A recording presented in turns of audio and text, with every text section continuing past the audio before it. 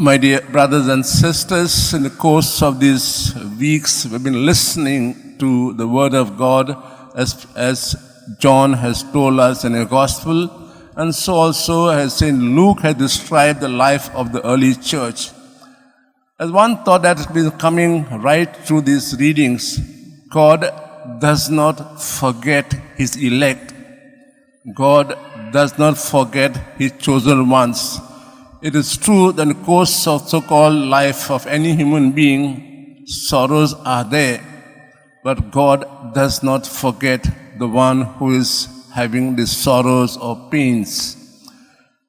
We see in the second reading, Gospel passage I have heard today, and right through days, the apostles in a way are sorrowful. They are like women who is about to give birth to a child. So because they've been hearing these words all the time, I'm leaving soon. And we know that a person attached somebody very closely, and when she says, I'm going to leave soon, tears, sorrow grips somebody. But then the Lord says, I'll be there. After a little while, I'll be there. I will never leave you often. So this thought is always there, I'm leaving, sorrow, the joy will come. You see also in the first reading, life of St. Paul, God chose him to be the apostle of the Gentiles, not of the Jews. The Jews hated Paul. But he had a special mission to go to the distant lands, the Gentile lands, and establish everywhere the church.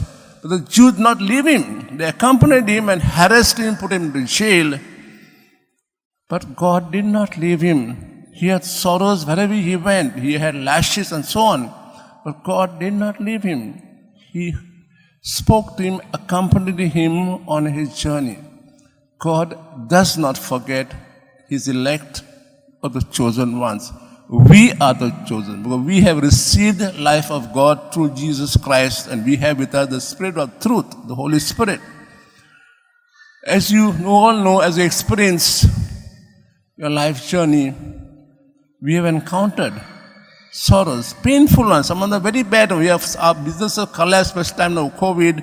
Our whole life has been disarray when children have gone astray, and so on. You can have many examples of this. But at this time, did you ever feel God forgot us? Look at the life of St. Teresa Avila, St. Josephus, St. John Vianney, St. Augustine, everyone you can look of. It is true they felt within themselves there were times God forgot them, but God never forgets. So let this thought go into our mind. As a journey of life, we'll have plenty of sorrows. All these sorrows have a meaning. We need faith for that. And that meaning in a way gives us joy. And this joy nobody can take away, because when we have Christ with us, no matter where we fall, how deep we fall in a pit, Christ will come and lift us up and give us back that joy. So let this thought go into our mind as we traverse through life.